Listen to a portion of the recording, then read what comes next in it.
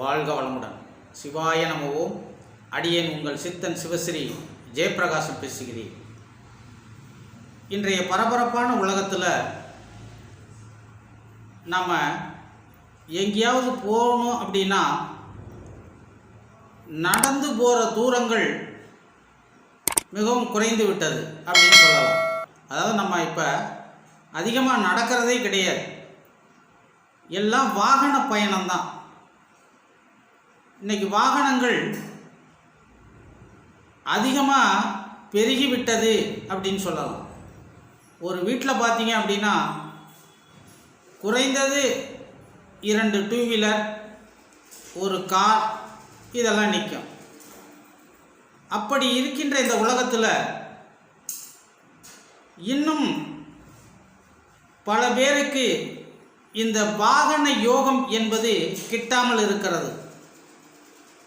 பக்கத்து வீட்டுக்காரரு 2 லட்ச ரூபா போட்டு பைக் வாங்கிட்டாரு, நம்மளால் ஒரு டிவிஎஸ் 50 கூட வாங்க முடியலையே அப்படின்னு வருத்தப்படுறவங்க என்ன இருக்காங்க. இன்றைக்கும் பார்த்தீங்க அப்படின்னா சைக்கிள் பயணம் அதிகமாக மேற்கொள்பவர்கள் இருக்கிறார்கள். இப்படி இருக்கக்கூடிய இந்த வாகன யோகம் சிவனையும் நந்தியும் வழிபட்டால் கிடைக்கும் அப்படின்னு சொல்லி புராணம் சொல்லுது. அப்போ அந்த எந்த நாளில் எந்த நேரத்தில் இந்த சிவனையும் நந்தியும் வழிபாடு செய்தால் நமக்கு வாகன யோகம் ஏற்படும் அப்படிங்கிறது தான் இந்த பதிவு. இந்த வைகாசி மாதம், அதாவது தமிழ் மாதங்கள் 12, அதில் சித்திரையிலிருந்து 2வது மாதமாக வருவது இந்த வைகாசி மாதம். இந்த வைகாசி மாதத்தை மாதவ மாதம் அப்படின்னு சொல்லுவாங்க. மலர்ச்சி, வைகாசி அப்படின்னா மலர்ச்சி. அப்போ மிகவும் சிறப்பு வாய்ந்த மாதம்.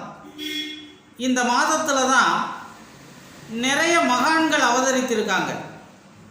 ஆதிசங்கரர், புத்தர், அதே மாதிரி காஞ்சி மகா பெரியவர், திருஞான சம்பந்தர் தன்னுடைய பக்தன் பிரகலாதன் கூப்பிட்டதற்கு இணங்க ஒரு நொடியில் நரசிம்மர் அவதாரம் நிகழ்ந்த மாதம் இந்த வைகாசி மாதம்.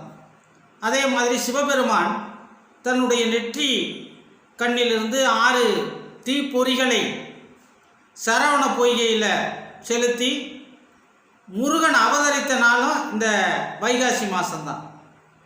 வைகாசி மாதம் என்பது மிகவும் சிறப்பு வாய்ந்த மாதம். அப்படி இருக்கக்கூடிய இந்த வைகாசி மாதத்தில்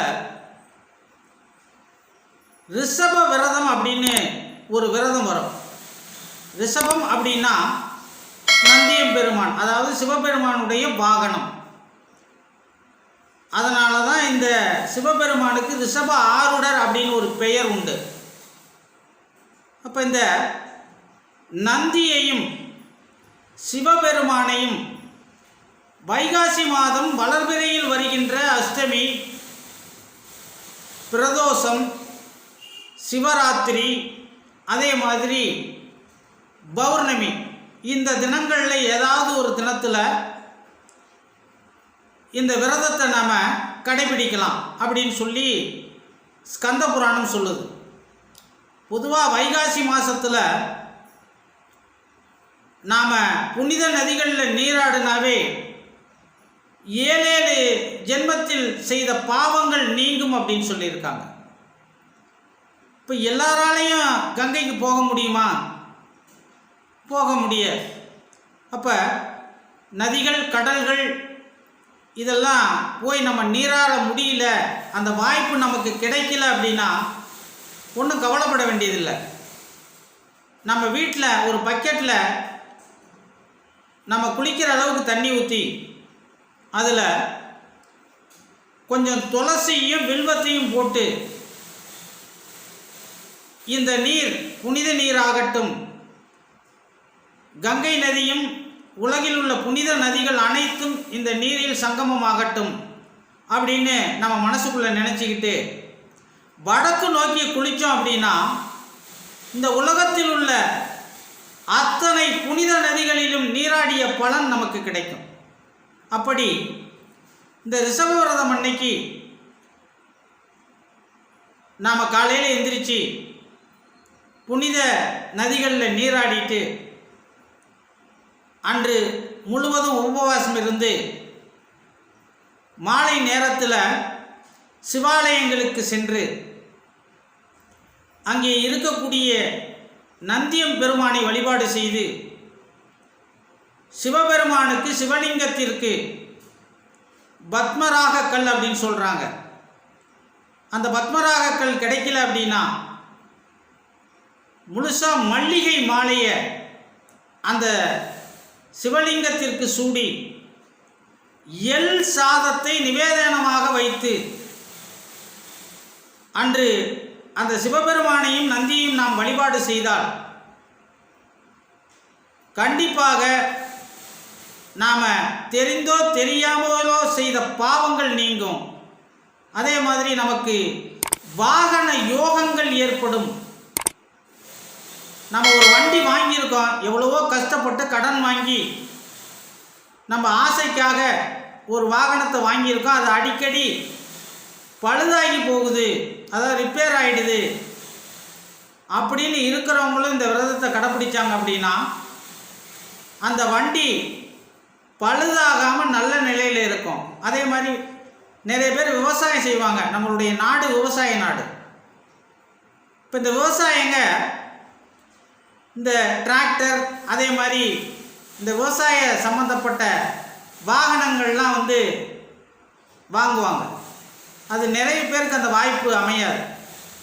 அப்படி இருக்கின்ற இந்த விவசாயிகள் இந்த ரிஷப விரதத்தை இருந்தாங்க அப்படின்னா இந்த விவசாயத்திற்கு தேவையான வாகனங்கள் கிடைக்கும் அப்படின்னு சொல்லி நம்ம புராணங்களில் சொல்லப்பட்டிருக்கிறது.